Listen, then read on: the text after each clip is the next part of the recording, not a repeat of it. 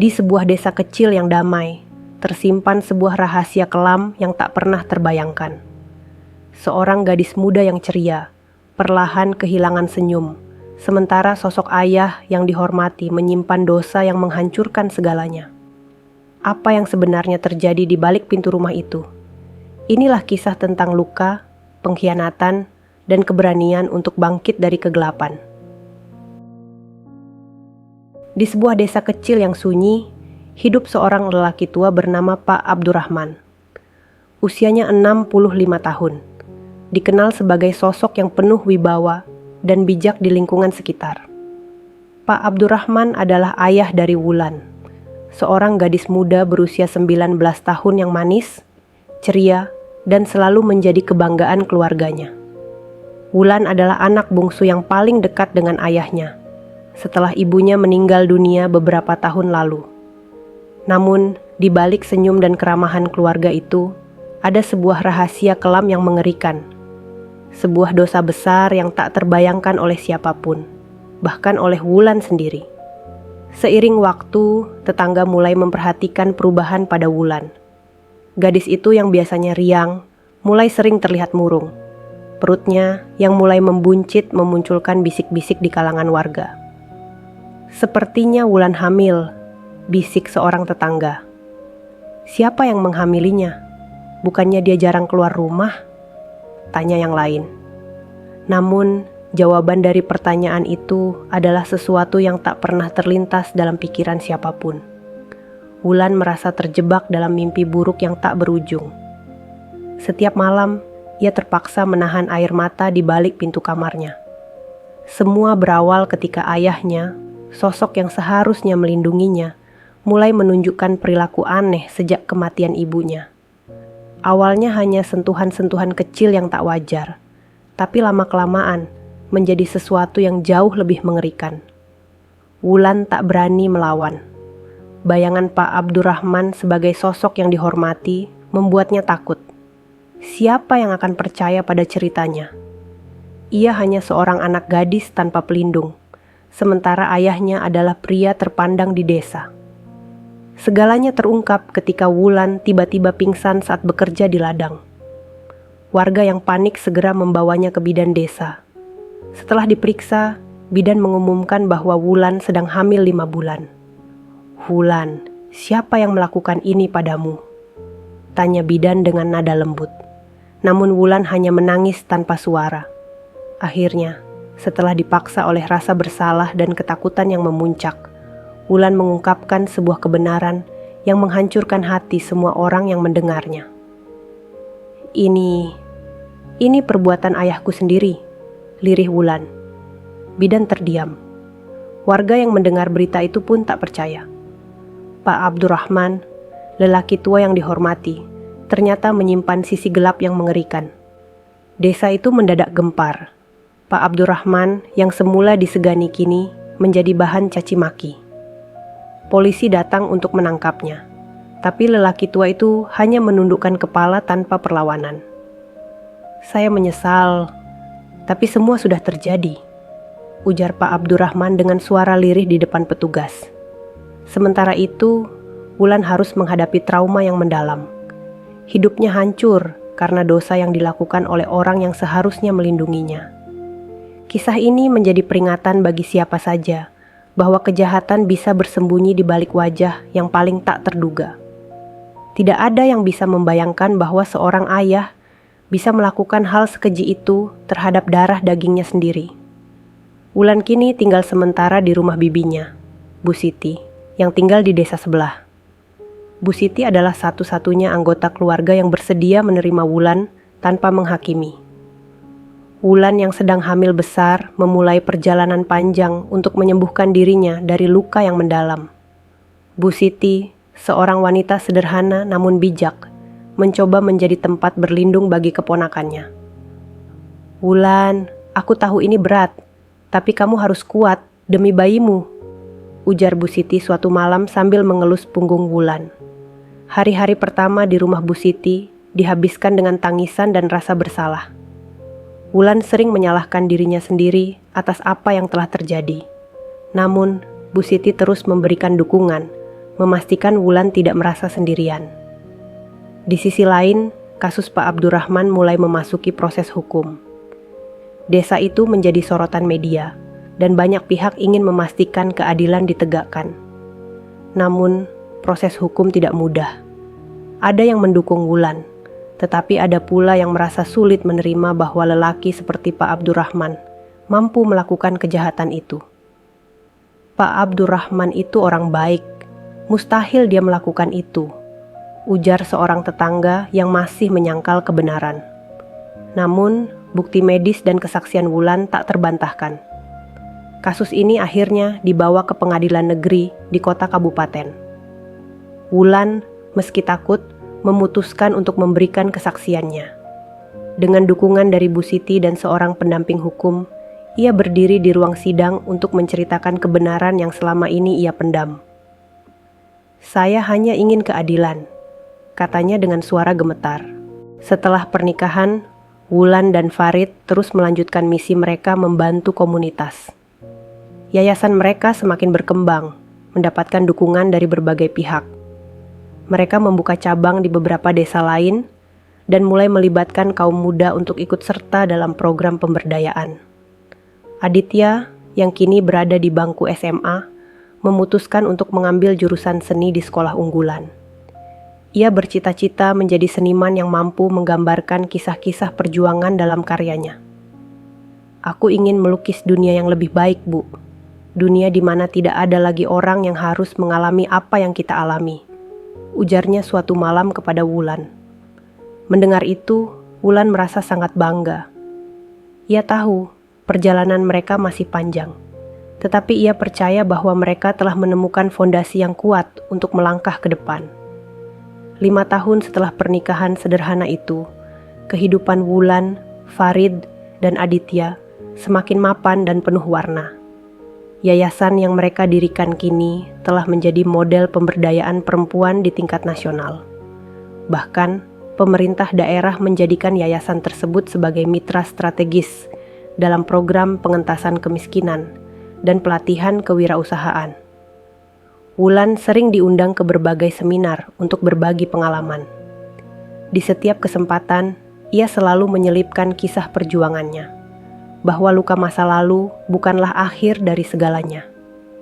Dengan dukungan yang tepat dan tekad yang kuat, kita semua bisa bangkit, ujarnya kepada ratusan audiens di sebuah konferensi. Sementara itu, Farid, meski sibuk mengelola yayasan, tetap menjalankan profesinya sebagai guru. Ia menjadi sosok yang dihormati tidak hanya oleh murid-muridnya, tetapi juga oleh para orang tua di desa. Kepribadiannya yang rendah hati dan sikapnya yang penuh pengertian membuatnya menjadi panutan yang dicintai. Aditya, yang kini telah lulus SMA, diterima di salah satu universitas seni terbaik di negara itu. Sebelum berangkat, ia mengadakan pameran tunggal di desanya, menampilkan karya-karyanya yang mengangkat tema keluarga, perjuangan, dan harapan. Salah satu lukisannya, berjudul "Pelangi Setelah Hujan", menggambarkan sebuah keluarga yang saling berpegangan tangan di bawah langit, yang baru saja cerah setelah badai. Ini untuk semua orang yang pernah merasa kehilangan arah. Selalu ada cahaya di ujung perjalanan, ucap Aditya di acara pembukaan pamerannya. Namun, hidup tidak selalu berjalan mulus. Suatu hari, desa mereka dilanda banjir besar akibat hujan deras yang terus-menerus. Banyak rumah rusak, dan lahan pertanian terendam air. Yayasan Wulan menjadi salah satu pusat bantuan, memberikan tempat penampungan sementara, makanan, dan pakaian kepada para korban. Farid menggalang donasi dari berbagai pihak, sementara Wulan mengoordinasikan relawan. Di tengah bencana itu, Wulan menyadari bahwa yayasannya membutuhkan infrastruktur yang lebih kuat untuk menghadapi situasi darurat. Ia mengusulkan pembangunan pusat komunitas multifungsi yang dapat digunakan sebagai tempat pelatihan sekaligus penampungan darurat. Berkat kerja keras dan hubungan baik yang telah mereka bangun, dana untuk proyek ini pun terkumpul dalam waktu singkat. Pusat komunitas itu akhirnya diresmikan setahun kemudian dengan nama Rumah Asa. Dalam pidato peresmian, Wulan berkata, "Rumah Asa adalah bukti bahwa ketika kita bersatu, tidak ada tantangan yang terlalu besar untuk dihadapi. Rumah ini adalah milik kita semua, tempat kita merajut mimpi dan harapan bersama." Setelah menyelesaikan pendidikannya, Aditya kembali ke desa membawa pengetahuan dan keterampilan baru. Ia mendirikan studio seni di pusat komunitas, mengajarkan anak-anak dan remaja untuk mengekspresikan diri melalui seni. Seni adalah bahasa universal. Dengan seni, kita bisa menyuarakan apa yang tidak bisa diucapkan dengan kata-kata, katanya kepada murid-muridnya. Studio seni itu segera menjadi tempat favorit anak-anak desa. Beberapa murid Aditya bahkan berhasil memenangkan kompetisi seni di tingkat nasional, mengikuti jejak gurunya. Melihat perkembangan ini, Wulan merasa bahwa impiannya untuk menciptakan perubahan yang berkelanjutan akhirnya terwujud. Di usia senja, Wulan dan Farid sering menghabiskan waktu di bawah pohon mangga yang dulu menjadi saksi awal perjalanan mereka. Pohon itu kini telah tumbuh besar, cabang-cabangnya menaungi halaman rumah mereka yang selalu ramai dengan tawa anak-anak dan remaja yang datang ke yayasan. "Hidup kita mungkin tidak sempurna, tetapi aku merasa sangat bersyukur," ujar Wulan suatu sore. Farid menggenggam tangannya dengan lembut. "Kita tidak membutuhkan kesempurnaan, Wulan. Yang kita butuhkan hanyalah cinta dan tekad untuk terus melangkah." Aditya, yang kini dikenal sebagai seniman ternama, sering pulang untuk menghabiskan waktu bersama mereka. Di salah satu kunjungannya, ia membawa sebuah lukisan besar sebagai hadiah. Lukisan itu menggambarkan Wulan, Farid, dan dirinya sendiri, berdiri di bawah pohon mangga yang rindang. Di atasnya ada tulisan kecil. Pertemuan mereka awalnya biasa saja, tetapi lama-kelamaan Farid sering datang ke desa untuk membantu kegiatan pemberdayaan perempuan. Farid juga akrab dengan Aditya, sering mengajaknya bermain dan membantu pelajaran sekolah. Setelah beberapa bulan, Farid mengungkapkan perasaannya kepada Wulan. Namun, Wulan yang masih dibayangi trauma menolak secara halus. "Farid, aku belum siap untuk hal seperti ini. Hidupku sudah cukup rumit," katanya jujur. Farid memahami dan tidak memaksakan. Namun, ia tetap berada di sisi Wulan sebagai teman dan pendukung. Lambat laun, kehadirannya membawa rasa nyaman yang sulit Wulan abaikan. 3 tahun kemudian, Wulan telah menemukan kebahagiaan yang lebih stabil. Aditya tumbuh menjadi remaja yang penuh percaya diri, dan Wulan telah membuka butik kecil di desa dengan bantuan komunitas. Farid tetap menjadi bagian dari hidup mereka, tetapi hubungan mereka berkembang secara perlahan. Di suatu sore yang tenang, Wulan akhirnya membuka hatinya. "Farid, mungkin aku siap mencoba. Bukan untuk melupakan masa lalu, tapi untuk melangkah ke depan dengan lebih baik," katanya. Farid tersenyum hangat. "Aku tidak pernah ingin menggantikan apapun dalam hidupmu, Sentu Wulan. Aku hanya ingin berjalan bersamamu," jawabnya. Malam itu, Wulan dan Farid berbincang panjang di bawah pohon mangga yang rindang di halaman rumah. Suara jangkrik dan semilir angin menemani percakapan mereka. Bagi Wulan, membuka hatinya bukanlah keputusan yang mudah. Namun, kehadiran Farid selama bertahun-tahun telah membuktikan bahwa tidak semua orang akan meninggalkannya dengan luka. Seiring berjalannya waktu, hubungan mereka semakin erat. Farid tidak hanya menjadi sosok penting dalam hidup Wulan, tetapi juga dalam hidup Aditya. Ia menjadi panutan bagi anak itu, membantu mengajarinya nilai-nilai kehidupan yang berharga. Dengan kepribadian Farid yang lembut namun tegas, Aditya merasa memiliki figur ayah yang selama ini dirindukannya.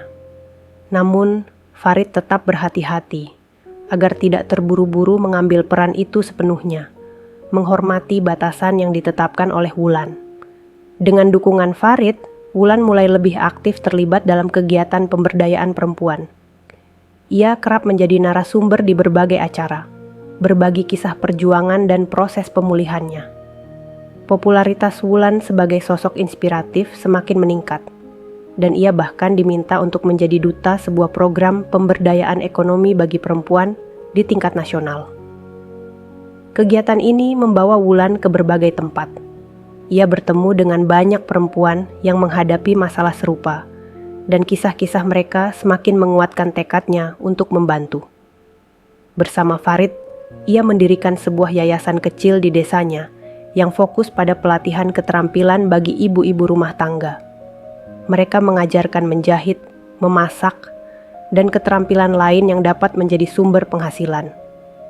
Bu Siti, yang selama ini menjadi pendukung setia Wulan, ikut terlibat. Ia mengelola kegiatan harian di yayasan dan memastikan program-program berjalan lancar. Kamu telah membuat perubahan besar, Wulan. Siapa yang menyangka rumah kecil ini akan menjadi pusat harapan bagi banyak orang? Ujar Bu Siti suatu hari dengan mata berkaca-kaca. Sementara itu, Aditya tumbuh menjadi remaja yang cerdas dan penuh semangat. Ia memiliki minat besar pada seni lukis, sesuatu yang sering ia lakukan sejak kecil ketika membantu ibunya menggambar pola. Dengan dorongan dari Wulan dan Farid, Aditya mengikuti berbagai lomba seni di tingkat sekolah dan kabupaten. Salah satu karya lukisannya, yang menggambarkan seorang ibu yang memeluk anaknya di tengah badai, memenangkan penghargaan di sebuah kompetisi nasional. Ketika diwawancarai, Aditya berkata, "Karya ini adalah dedikasi untuk ibuku, yang selalu menjadi pelindungku meskipun badai menghampiri hidup kami." Mendengar itu, Wulan tidak bisa menahan air matanya. Ia memeluk Aditya erat dan berkata, "Kamu adalah alasan ibu terus berjuang, Nak. Ibu sangat bangga padamu."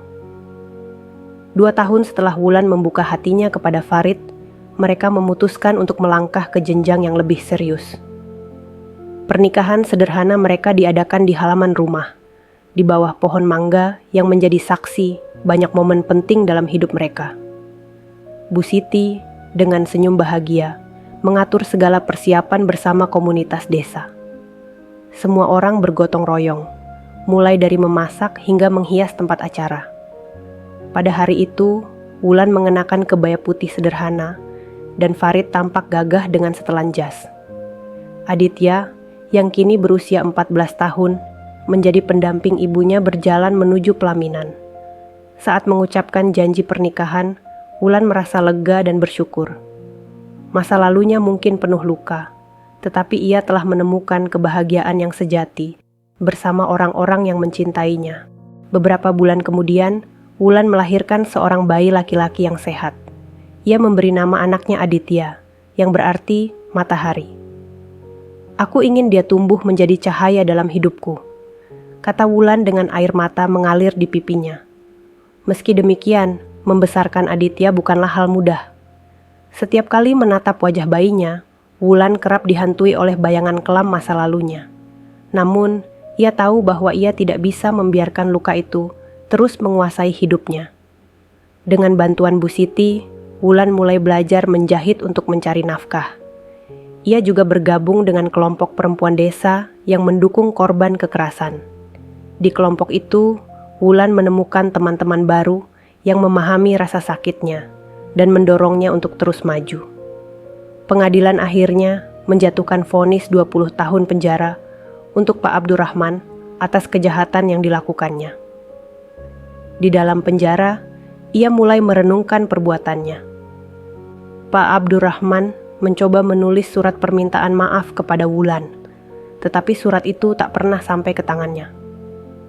Bu Siti yang membaca surat itu memutuskan untuk membakarnya, merasa Wulan tidak membutuhkan lagi luka tambahan. Meski keadilan telah ditegakkan, luka di hati Wulan masih jauh dari sembuh. Ia memutuskan untuk mencari bantuan dari seorang konselor di kota kabupaten. Dengan terapi perlahan, Wulan mulai menerima bahwa apa yang terjadi bukanlah kesalahannya. Luka ini tidak akan pernah hilang sepenuhnya, tapi kamu bisa hidup berdampingan dengannya, kata konselor itu. Kata-kata itu memberi Wulan kekuatan baru. 5 tahun berlalu, Wulan telah membangun kehidupan yang lebih baik. Aditya tumbuh menjadi anak yang ceria dan cerdas.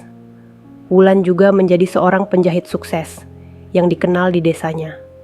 Namun, Yang lebih penting, ia menjadi suara bagi perempuan lain yang mengalami kekerasan. Wulan sering diundang untuk berbicara di acara-acara desa, berbagi kisahnya agar tidak ada lagi perempuan yang merasa sendirian. "Jika aku bisa bangkit, kalian juga bisa," katanya dengan penuh keyakinan. Meski luka itu tak pernah sepenuhnya hilang, Wulan berhasil membuktikan bahwa ia lebih dari sekadar korban. Ia adalah seorang penyintas yang kuat, seorang ibu yang penuh kasih, dan seorang inspirasi bagi banyak orang.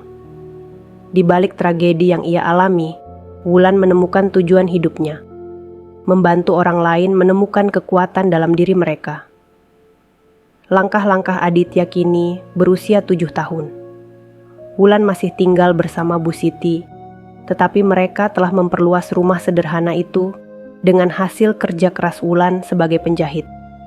Suara mesin jahit yang dulu menjadi pengalihan Wulan dari rasa sakit kini telah berubah menjadi simbol kekuatannya. Aditya yang ceria sering duduk di samping ibunya, membantu memilah kain atau menggambar pola sederhana. Namun, kehidupan Wulan masih menyimpan tantangan. Setiap kali Aditya bertanya tentang ayahnya, Wulan merasa perasaan campur aduk membuncah di dadanya. Ia tidak ingin berbohong, tetapi ia juga tidak ingin membebani anak kecil itu dengan kenyataan pahit.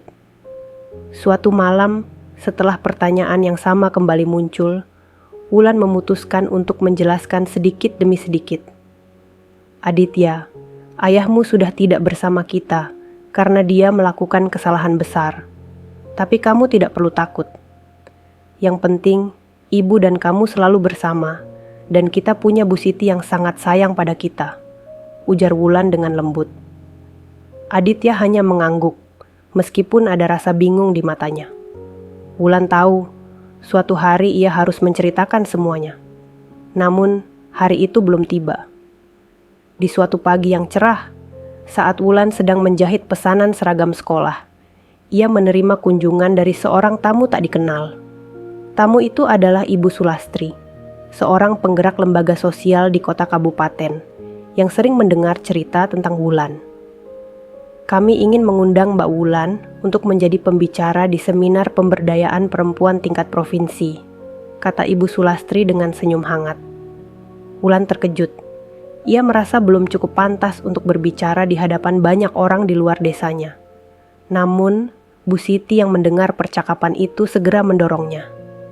"Wulan, ini kesempatan untuk menyuarakan perjuanganmu dan membantu lebih banyak orang," ujar Bu Siti. Setelah merenung, Wulan akhirnya menerima tawaran itu. Ia menghabiskan malam-malam berikutnya mempersiapkan cerita yang akan ia bagikan. Saat hari seminar tiba, Wulan berdiri di depan panggung dengan tangan gemetar. Namun, begitu ia mulai berbicara, suaranya perlahan menguat. Ia berbicara tentang rasa sakit, ketakutan, dan perjalanan panjang menuju penyembuhan. Tepuk tangan meriah menyambutnya di akhir seminar. Beberapa peserta mendatanginya, menangis, dan mengucapkan terima kasih karena telah berbagi kisah yang menginspirasi. Dalam salah satu acara komunitas, Wulan bertemu dengan seseorang yang kelak membawa warna baru dalam hidupnya. Namanya Farid, seorang sukarelawan muda yang aktif membantu korban kekerasan. Farid memiliki latar belakang sebagai konselor, dan ia kagum pada keberanian Wulan. Tahun demi tahun berlalu, kehidupan di desa mereka terus berkembang. Yayasan Rumah Asa semakin banyak memberikan manfaat bagi masyarakat. Program-program pemberdayaan perempuan, pelatihan kewirausahaan, dan pendidikan seni tidak hanya membantu mengangkat perekonomian, tetapi juga mempererat hubungan antar warga. Aditya, yang kini dikenal sebagai seniman bertaraf internasional, sering mengadakan pameran keliling. Namun, hatinya selalu terpaut pada desanya. Setiap kali pulang, ia membawa inspirasi baru untuk murid-muridnya di studio seni, memotivasi mereka untuk berani bermimpi lebih besar. Suatu hari, ia menyampaikan ide untuk membuat mural raksasa di salah satu dinding pusat komunitas. Mural tersebut menggambarkan perjalanan panjang desa mereka, mulai dari masa sulit hingga kini menjadi komunitas yang tangguh dan penuh harapan. Dengan bantuan para muridnya, mural itu menjadi ikon baru desa dan menarik perhatian wisatawan dari berbagai penjuru. Sementara itu, Wulan dan Farid tetap menjadi tonggak utama komunitas mereka. Farid, meski usianya semakin menua, masih setia mengajar di sekolah, berbagi ilmu dan kebijaksanaan kepada generasi muda. Wulan, yang kini menjadi tokoh inspiratif di tingkat nasional, tetap rendah hati. Ia sering berkata, "Kita semua punya peran, sekecil apapun itu. Setiap langkah kecil bisa membawa perubahan besar." Namun, waktu tidak dapat dilawan. Suatu pagi, di bawah pohon mangga yang menjadi saksi perjalanan mereka, Wulan merasakan bahwa tubuhnya mulai lelah. Ia berkata kepada Farid, "Aku merasa waktuku tak lama lagi, tapi aku tidak khawatir. Aku tahu semuanya akan baik-baik saja. Aditya sudah mandiri, yayasan kita berjalan dengan baik, dan desa ini sudah jauh lebih kuat." Farid menggenggam tangannya, menahan air mata yang menggenang. "Kau adalah jiwa dari semua ini, Wulan. Apa yang kau mulai akan selalu hidup, meskipun kau tidak lagi di sini." Beberapa bulan kemudian, Wulan mengembuskan napas terakhirnya dengan tenang, dikelilingi oleh keluarga dan orang-orang yang mencintainya. Seluruh desa berduka, tetapi juga merayakan warisan yang ia tinggalkan. Pada hari pemakamannya, ratusan orang berkumpul, membawa bunga dan doa. Di dinding pusat komunitas, Aditya menambahkan gambar Wulan ke dalam mural, berdiri di tengah keramaian, tersenyum lembut dengan tatapan penuh harapan. Farid, meski kehilangan pendamping hidupnya, tetap melanjutkan pekerjaan mereka. Ia percaya bahwa dengan tetap aktif, ia bisa menjaga semangat Wulan tetap hidup. Setiap sore, ia duduk di bawah pohon mangga, membaca buku atau berbincang dengan anak-anak yang bermain di halaman. Aditya, yang semakin sibuk dengan karier seninya, tetap menyempatkan waktu untuk pulang ke desa. Ia memastikan bahwa yayasan dan studio seni berjalan sesuai visi ibunya. Di salah satu pamerannya yang diadakan di luar negeri, ia mempersembahkan karya terbarunya. Sebuah lukisan besar yang menggambarkan rumah asa dengan pohon mangga di tengahnya. Lukisan itu diberi judul Cinta yang Abadi. Dalam pidatonya ia berkata, "Lukisan ini adalah penghormatan untuk ibu saya, Wulan, seorang wanita yang mengajarkan saya bahwa cinta dan tekad bisa mengubah dunia."